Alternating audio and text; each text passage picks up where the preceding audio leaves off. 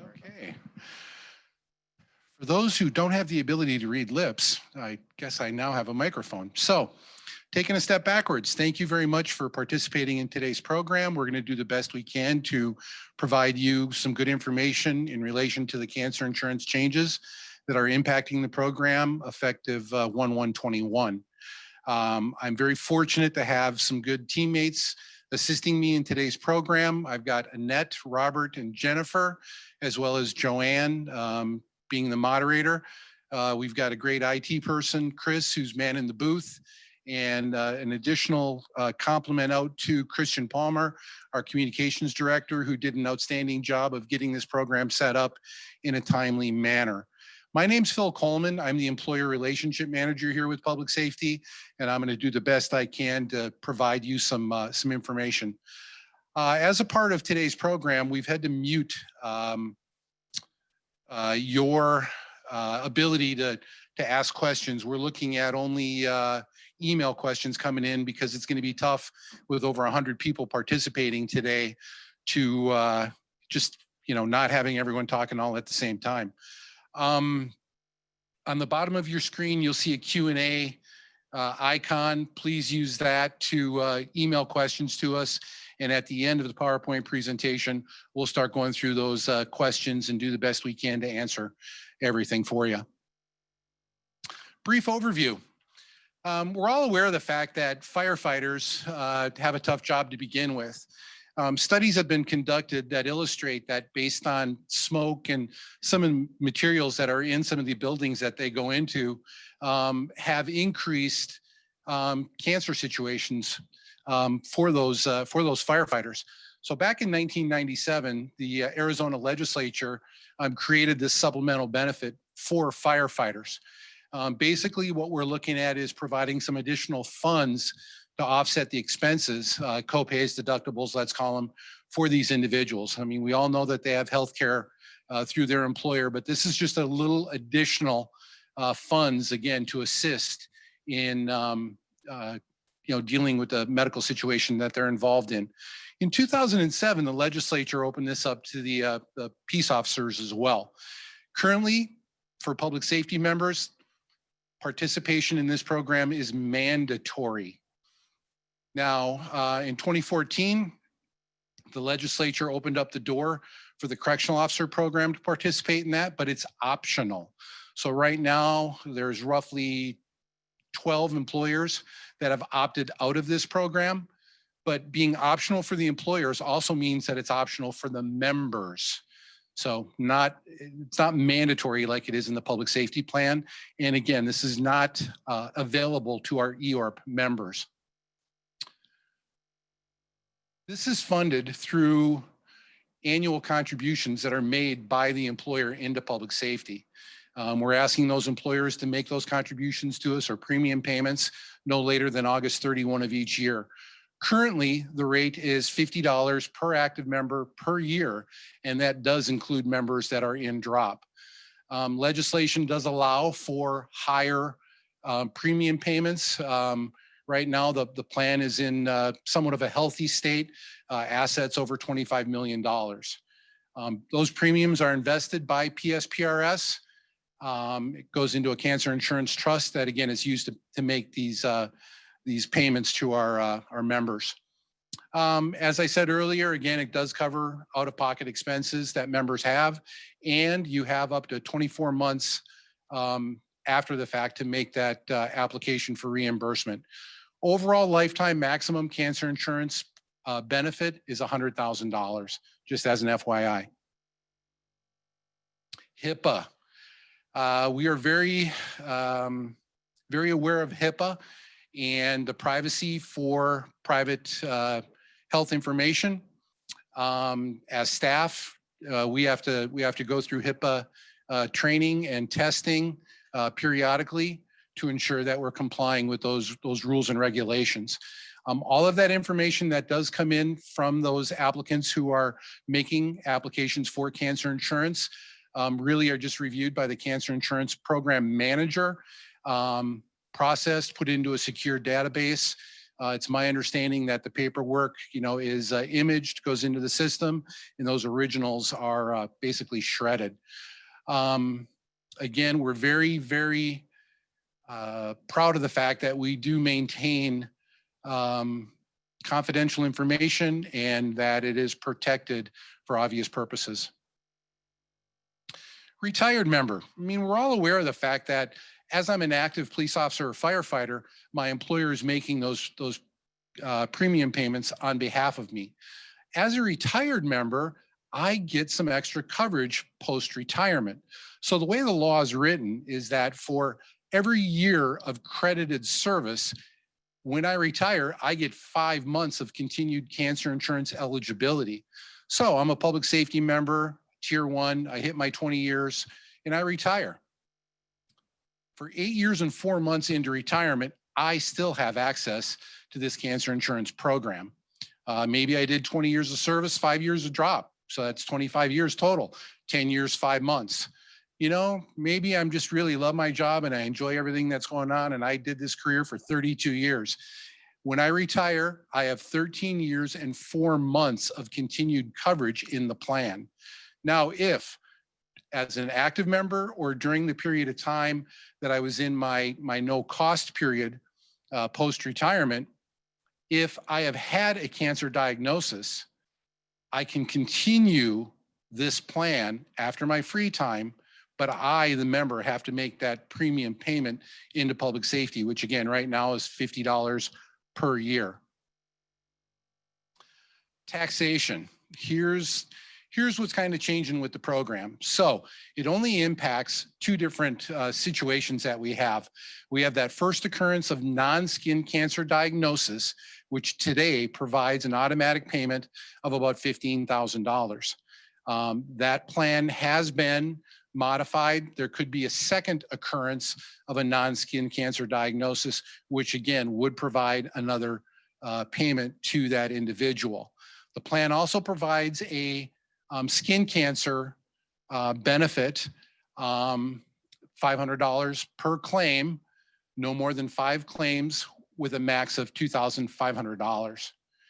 Now, let's remember, the member is not making the premium payment here. Premium payments are made by the employer. So the IRS is looking at this as being taxable for PSPRS members because of the employer paying the premium. Those dollars were not added to the member's taxable income at the end of the year while they're working for you, and that it's a flat dollar amount, without really any regard to actual medical expenses. Whether it's the $15,000, the $500 payment, they're just kind of flat payments. Therefore, again, the IRS is considering this to be a taxable event, and that's why we're reaching out to you to help us take care of some of these individuals. Now, we're looking at roughly 30 claims a month in this regard for that diagnosis of non-skin cancer and then the skin cancer. So we're not talking about a lot of claims. I don't think that some of the smaller employers are going to be inundated with this, but you may see some of this in the future. It will happen. For active members, again, this is not a local board situation. This is the member interacting with public safety alone. So on our website, we've got all the paperwork that they need to make this application for benefits.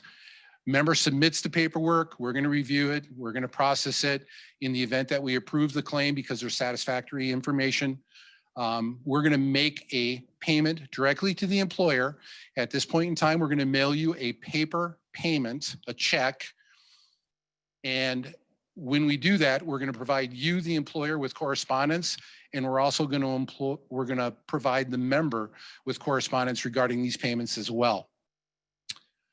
These payments are going to be subject to employment taxes, which would be Social Security, Medicare. And again, Medicare is for sure. Social Security, depending on which employer we're talking about here, may or may not be applicable. But then again, personal income taxes, state and federal taxes should be applied to those payments as well. So we're going to ask that you process that payment through your payroll process and then add it to the member's W-2 at the end of the year, which then keeps us in compliance with the Internal Revenue Service. Retired members. Again, we established earlier that easily a retired member can file an application or a claim for benefit. When the retired member completes the paperwork, we are going to provide them with a tax withholding form. Obviously, they're no longer employed with you. The form that they had on file years ago, their taxable situation could be changing. So, we're going to give them that opportunity to indicate to us how they want taxes withheld out of this distribution. So you may have to put them back into your payroll system in order to make payments to them. I guess I shouldn't say may, I'll say you will have to put them back into your payroll system if you've already pulled them out. As I said earlier, these payments are going to be subject to FICA, Medicare, Social Security, personal income taxes, state and federal, and they are W-2 eligible. This is considered a fringe benefit, so it's not a pensionable wage, so it's not as if you have to make pension contributions on this. And please, lastly, remember, this only impacts public safety members. This does not impact members of CORP because those members pay the premiums themselves. So with that being said, we're at the Q&A portion of this. And if you want to start typing in those questions, we're going to be more than happy to provide those answers for you. I do thank you for your time. I do apologize for the short notice that we've given you on this, but we're doing the best we can to take care of business. Thank you, and I hope you have a great day.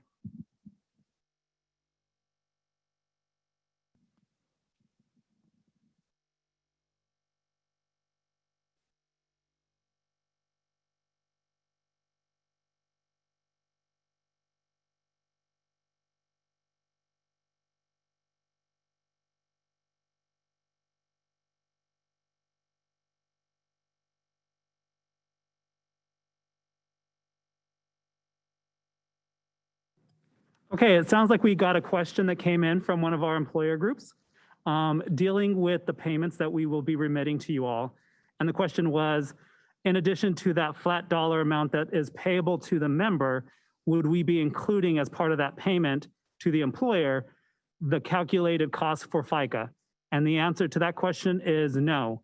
Unfortunately, out of this plan trust, we are only able to pay out the benefits that are payable under the plan provisions. And so what we would be paying would strictly be the portion of the benefit that the member is eligible to receive, whether it's that $15,000 benefit or that skin cancer benefit. And that is strictly all that we would be sending over as the payment to you as the employer.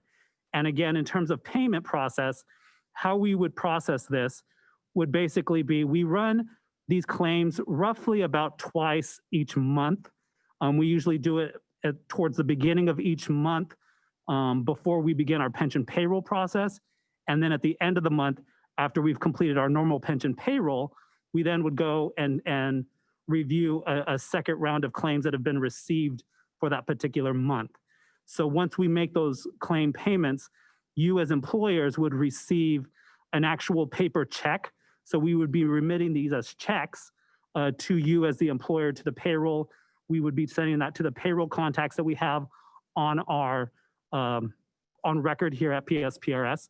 We would provide with that payment, along with a written documentation, again, highlighting what Phil has talked about in regards to why this payment has to be made to you as the employer, and that you as the employer then have to turn around and make that payment directly to either the active contributing member or the retiree.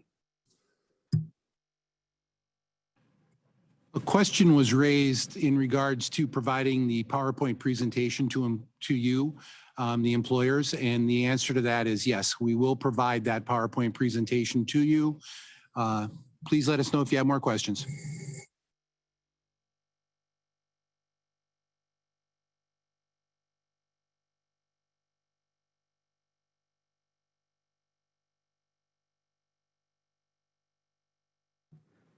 So we had a question with regards to what's the time frame from a retiree perspective that they have in terms of making a claim. As Phil mentioned, once a member retires out of the plan, they have a free coverage period for 5 months for each year of credited service. So they would have continued coverage for that extended period of time. In terms of the actual claims that are remitted, under plan provisions, a member has up to 24 months to remit a claim on a particular instance. So if a member was diagnosed with cancer and it's almost 2 years later, and they then contact our office to remit a claim, that particular claim for, let's say, an initial diagnosis benefit would potentially still be eligible for payment, and we would remit that payment directly to the employer. So coverage for a retiree, again, extends well past their retirement date. And then from that point as well, claim remittance and claims against the plan could be up to 24 months after the initial diagnosis of cancer or the initial diagnosis of skin cancer, which is really what these payments are all about, those flat payments on the $15,000 initial benefit and the $500 skin cancer benefit.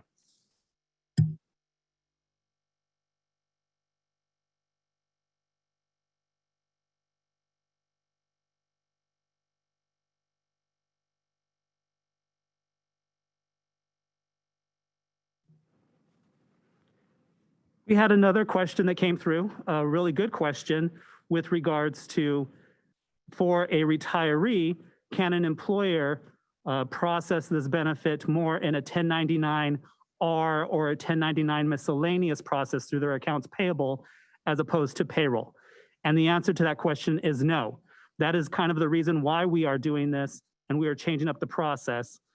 Just for a little history for you all, that is up until this point how we actually have been making these payments. And again, based upon our legal guidance from tax counsel, in accordance to IRS regulations, these particular type of payments are not 1099 type of payments. These are payments because they're flat dollar amounts and not tied to any expenses due to the occurrence of cancer, must be considered wages.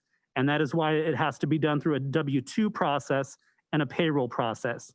And we don't handle W-2 processes and payroll here because we don't handle FICA, we don't handle those type of employer-related expenses. And so that is why we must remit these payments to you all for you to pay them through your payroll process. So it strictly has to be done through your payroll W-2 reporting processes.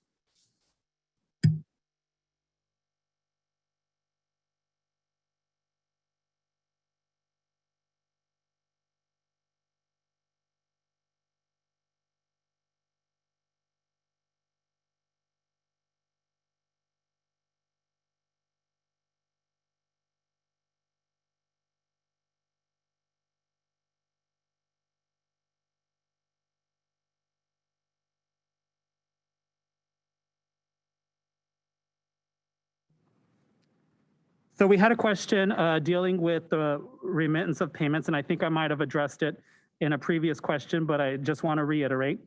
And it had to deal with where these payments basically are going to be mailed to. And as I mentioned previously, when we go through the claim process each month, these checks will be cut, the documentation will be added, and we will be mailing these directly to our payroll contacts that we have within our systems.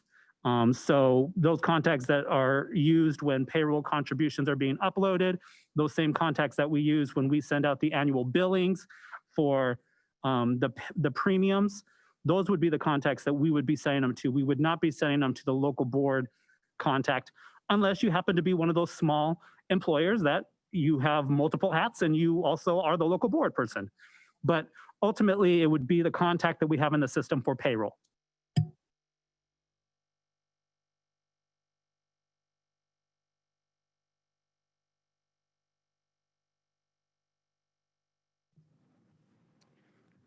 We had a question on the tax elections, whether the W-4 and the A-4, how would they know what their tax elections would be for a retiree? I think as Phil mentioned in the presentation, when it comes to the claim processing for a retiree, we, as part of helping in this process, we'll be collecting from the retiree the W-4 form. So as part of their claim remittance to us in our review, part of the claim document is going to require them to complete that W-4 form. We will then collect it, and then should a payment have to be remitted through the employer, we will send the payment, a copy of that W-4, as well as I said, the other documentation regarding why this payment is having to go through the employer payroll process. As it relates to the A4, we won't be collecting any state tax related elections, because this strictly from the perspective of why these payments are being made is at a federal level and the federal tax requirements. So we'll strictly only be requesting W-4s from these members. If the member wants to make any type of tax withholding election, I think that would be something that they would have to coordinate directly with you all, because again, this is strictly a federal tax related issue.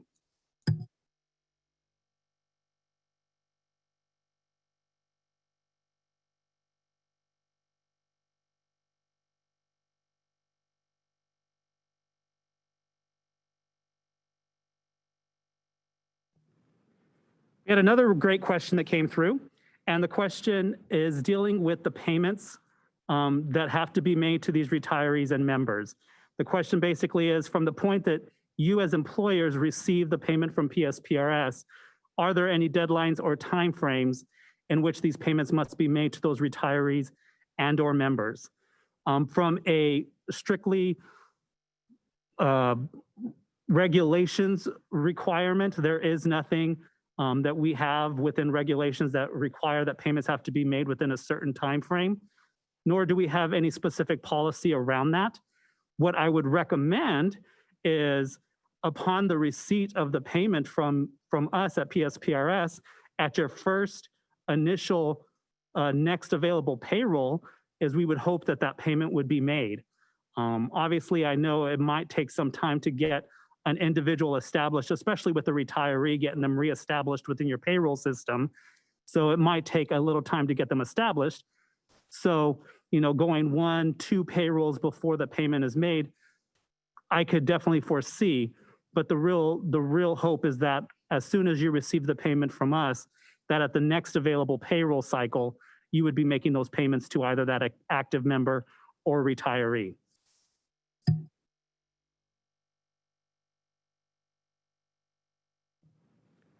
We had a question on effective date.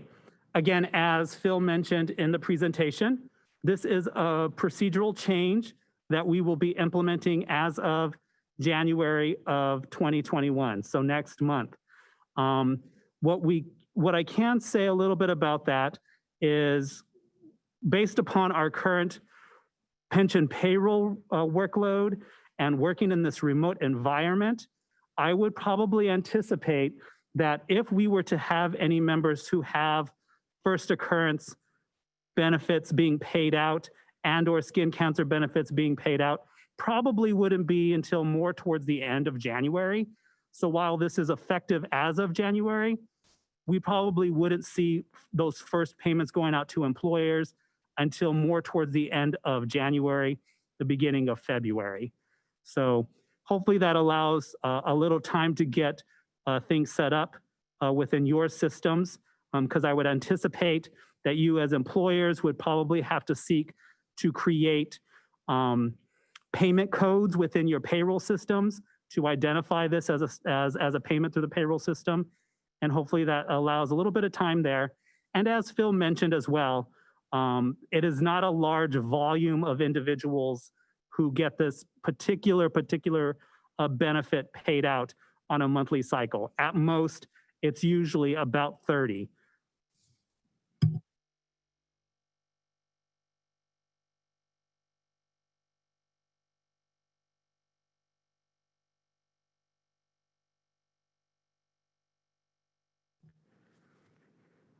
We had a question that came out from one of our employers asking whether or not they can attach a processing fee to that payment that's being made to the member as part of this process. And I'm gonna actually have to take that question down to follow up because I really think that that has more legal implications with regards to that because there is nothing within our plan provisions that say it can't happen, nor that it shouldn't happen. So I would hold off, and I would actually probably err on the side that no, you can't add additional fees to make this payment to a member. But again, I will take that question down and follow up with our internal counsel with regards to that particular question.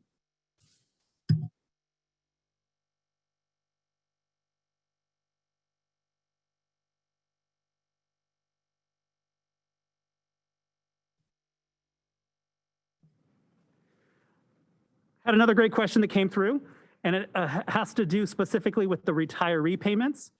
Question is, will PSPRS be providing contact information on those retirees so that you as an employer knows what the most recent contact, mailing address, et cetera, for that retiree? And yes, as part of that payment and documentation that we will be sending over to you all to make those payments, it would include what the most recent address is for that retiree.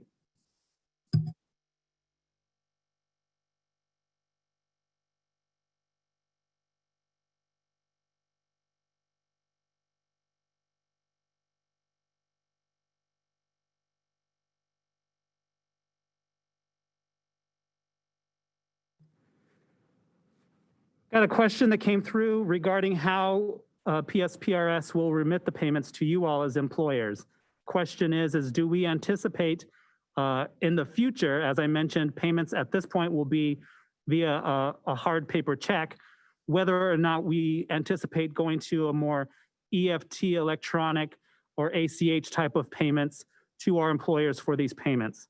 I can't say it has been talked about and it is in discussions, but we have not made any definitive decisions with regards to these particular payments. And so I can't really speak to when and or if these type of payments would be remitted via any type of electronic fund transfers.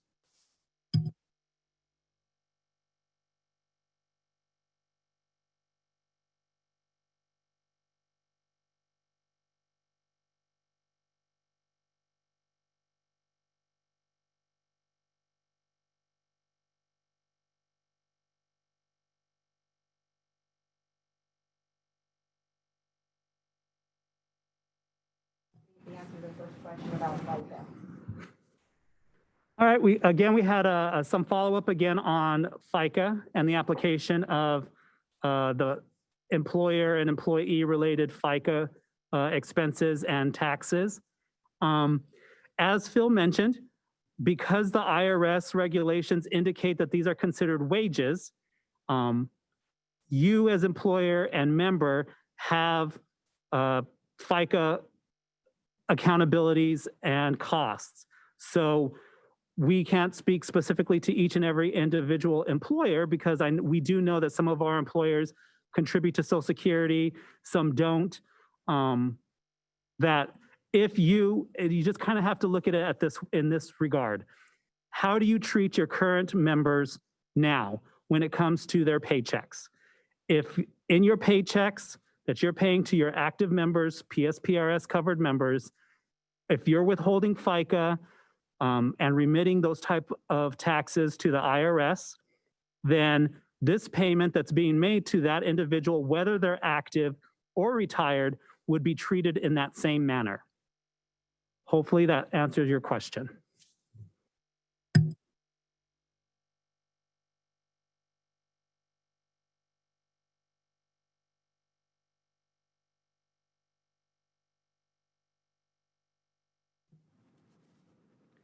We had a question that came through regarding HIPAA compliance from an employer perspective. How does this process affect them with regards to HIPAA? What I can say is that you do have an accountability with respect to HIPAA in that you're not divulging any type of medical information, but at the same token, with respect to these payments, we're not providing any type of medical information regarding these payments. We are merely giving you the payment saying that we had a member who was eligible for said benefit, whether it's first occurrence cancer benefit, whether it's skin cancer benefit, and here is the amount of the payment that needs to be made. Regarding that, yes, the mere fact that you might be receiving a $500 payment for an individual infers that the person had an instance of skin cancer. You do have an obligation to ensure that none of that information is being shared or is being disseminated to the least amount of individuals who need to know that information in order to make these payments. And that is about it. What I can speak to you all about is when you as an employer are going to have that first initial payment that's going to be made, we will be coordinating and working with you all to kind of complete an acknowledgement document with respect to HIPAA. Again, ensuring that you're being as compliant with the privacy of medical information as it relates to these payments. So again, the real only issue at hand is that, yes, you're receiving a payment dealing with cancer. Yes, there might be some inferences because of the amounts that you're receiving, but outside of that, we're not going to give any specific details or information, health information regarding that member or retiree. And you as an employer have an obligation to just process the benefit and not disseminate any type of additional information with regards to those payments.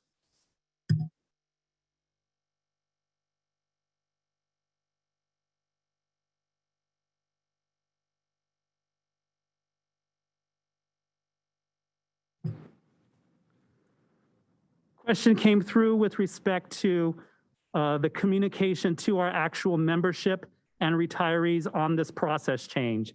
I do believe, and Phil might be able to chime in as well, that when we sent out the initial notifications to you as employers, our first goal is to conduct this process, and then our next step would be to do communication to our membership and retiree. What we probably anticipate that looking like is through our newsletter process, which I believe we do have one scheduled, and I apologize, we don't have our communications director here, but I do believe we have one slated for the early 2021. And so that's where we would begin that communication as well.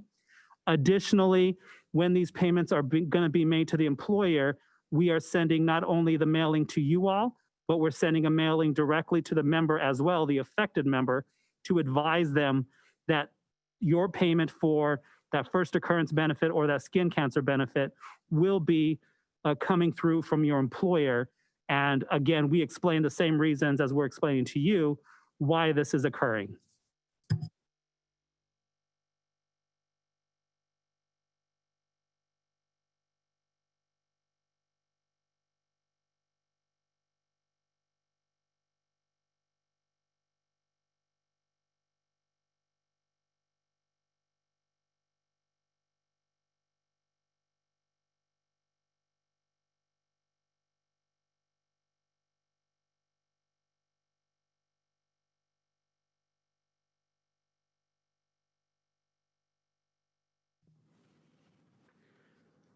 We had a really good question that came through with relation to the retiree and the payments for the retirees. As you all know, or may not know, after the free period ends for a retiree, the member themselves can only continue coverage in the program if, one, they've had an instance of cancer or a cancer claim benefit paid out of the plan, and two, they continue to pay the premium themselves directly to continue that coverage. If both of those situations are occurring, you have a member who's had a claim paid out of the plan during their free period, and the member elects to continue their coverage, so they start paying the premium directly to us to cover that. At that point, any type of benefit payable, and more specifically just these two payment types that we're talking about, the first occurrence benefit and the skin care and the skin benefit, do have taxability issues that change. And what I mean by that, it's basically going to come down to this. the member themselves have to pay the premium for 3 consecutive years in order for any future benefit, such as the skin cancer benefit and that first occurrence benefit, to no longer be considered taxable. And then they would no longer require us to send the payments to you. So you have a member who, after their period ends, has paid 1 year's worth of premium, and they have then a skin cancer claim that is payable, and we're paying out the skin cancer benefit, the $500, what we would do is we would calculate a prorated portion. Basically, 2/3 of that $500 is still considered taxable. And so you as employer would receive 2/3 of that $500 to be paid out, and we would pay out the 1/3 directly to the member, which has no tax implications. So hopefully that made a sense to you all. I personally don't anticipate seeing a lot of those type of situations occurring. It would potentially occur, but do note that we would handle determining what portion of the taxable amount you would be responsible for paying out, and we would send that particular amount to you directly.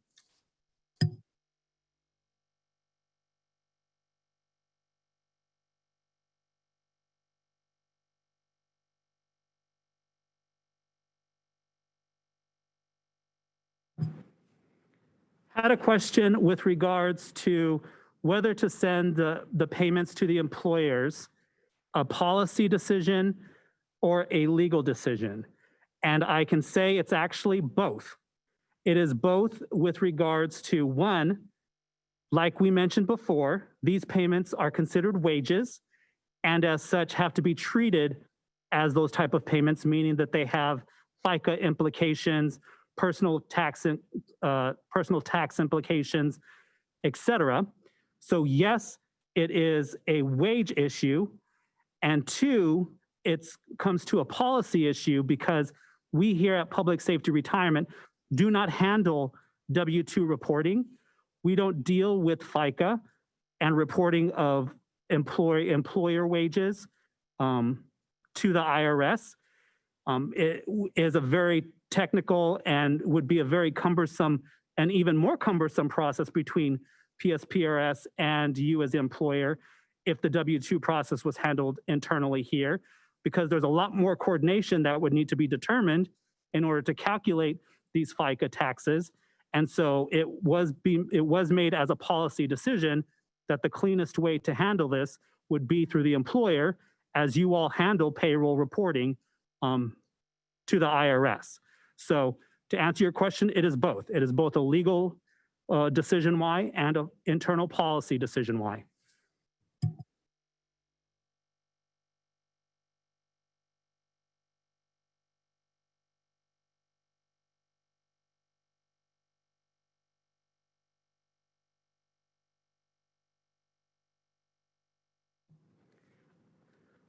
We had a question that came through, again, dealing with the payments for the retirees.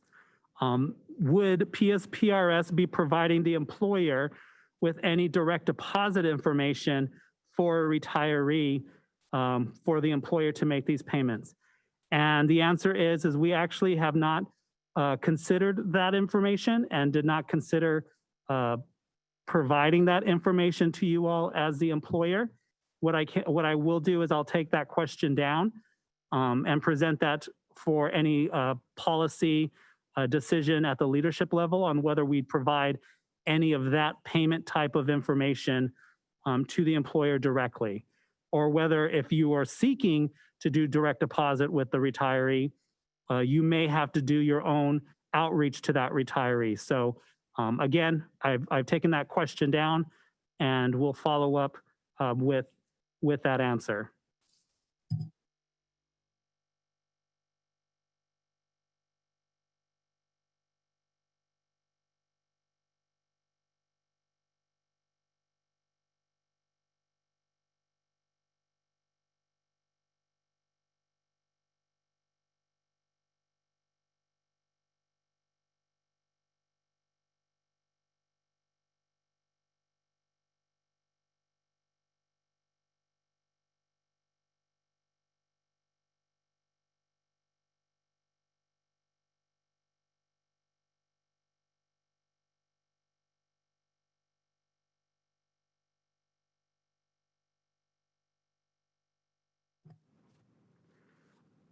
Had a question that came through with regards to these payments.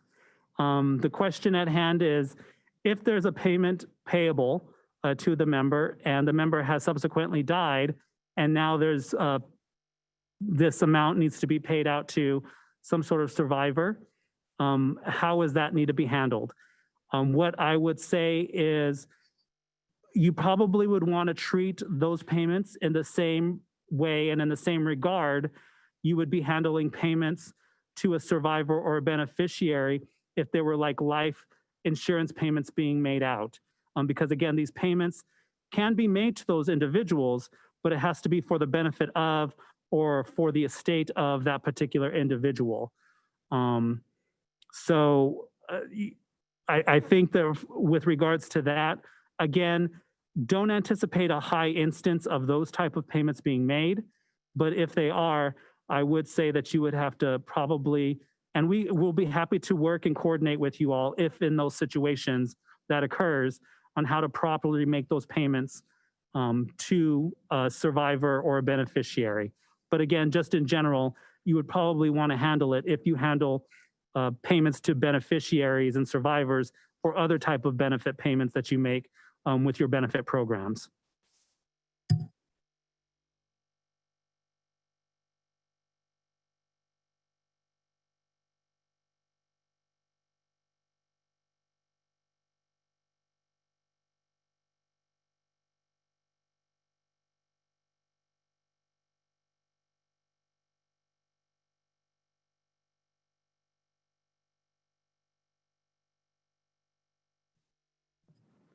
So we had a question that if there's any follow-up after today's session, if there's some questions that you may have that weren't addressed today, or if you think about a question after, thinking about this program and this process a little bit more, who could they outreach to get that question addressed? What I would say is you probably would, let's coordinate those questions initially through Phil. So you can contact Phil at his email. I'm sure all of you probably have his email. If not, you probably we'll bring it back up to our front page of the presentation. I believe his contact information is there. But you would field those questions. Why don't you send those questions through Phil, and then he will coordinate with internal staff where need be to get that question answered. And I think you should probably see his presentation, his contact information. P. Coleman at PSPRS.com.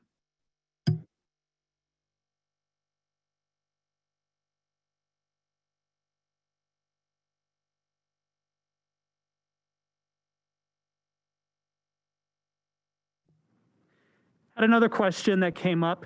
I think it was Phil had handled it. And the question is, the payments that are being made to you, employer, that have to then be made to the member and retiree, yes, they're considered wages, but are they considered pensionable and should contribution be withheld?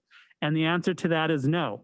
These are not considered pensionable wages for a PSPRS purposes. So you should not be withholding any contributions and remitting contributions against those payments to PSPRS. It is considered a fringe benefit and is not a pensionable wage.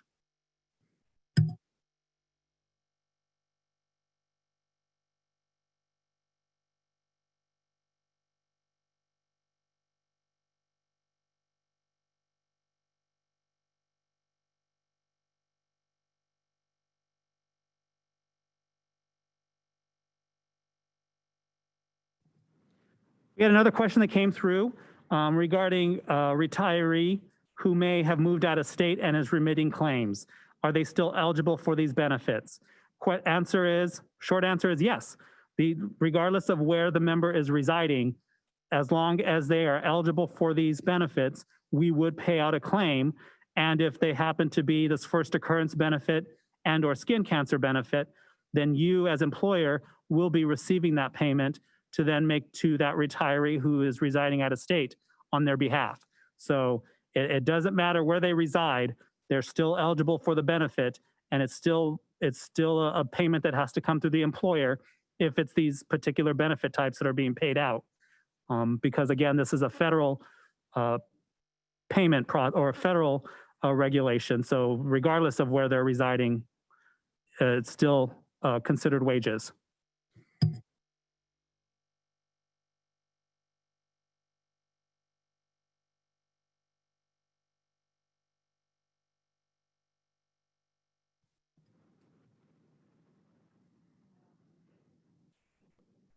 Just checking to see if we have any other additional inquiries that come through the email. But again, we really appreciate your time.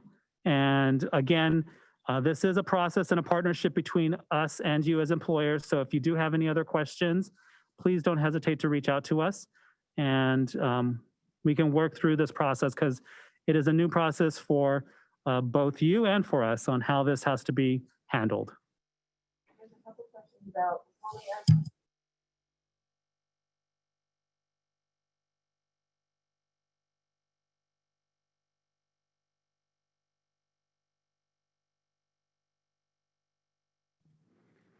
We had a question again on the state level tax implications for these payments.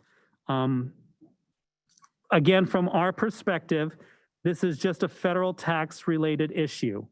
And so taxes for FICA, taxes, personal income taxes is at a federal level. At the state level, personal income tax is always a voluntary process, whether or not the member wants to withhold state taxes, but they may have a taxability that's at the member level, but there is no requirement at the state tax level to have taxes withheld, as well as any other state tax requirements. I would, again, I'm not a tax attorney, so you may want to consult with any tax counsel that you may have, but I would say if there's any state tax requirements that tie directly to federal tax requirements, then you may have to have those withheld, because I believe there was a question on a state tax unemployment. Again, I'm not a tax expert at the state tax level.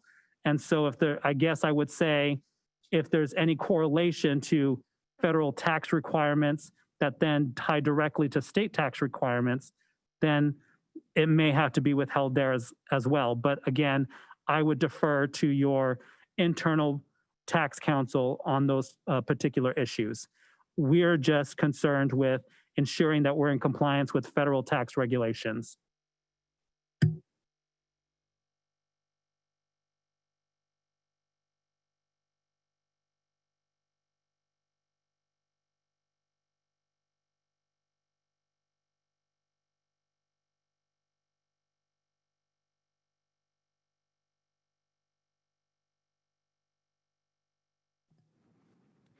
It looks like we had another question with relation to how these payments are to be reported on a W-2.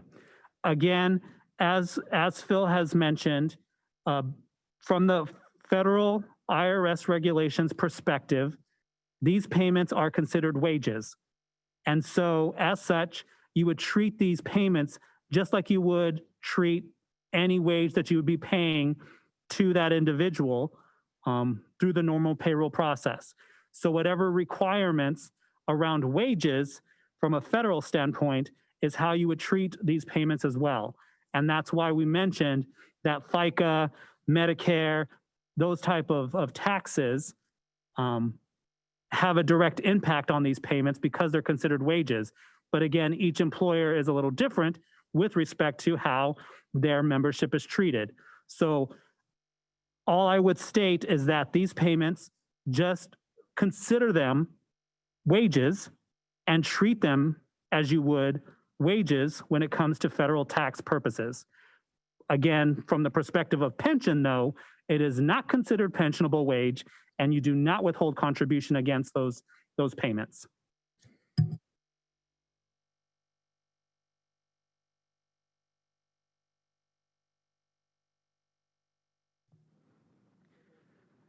Okay, I think we have come to the conclusion of questions that have been received.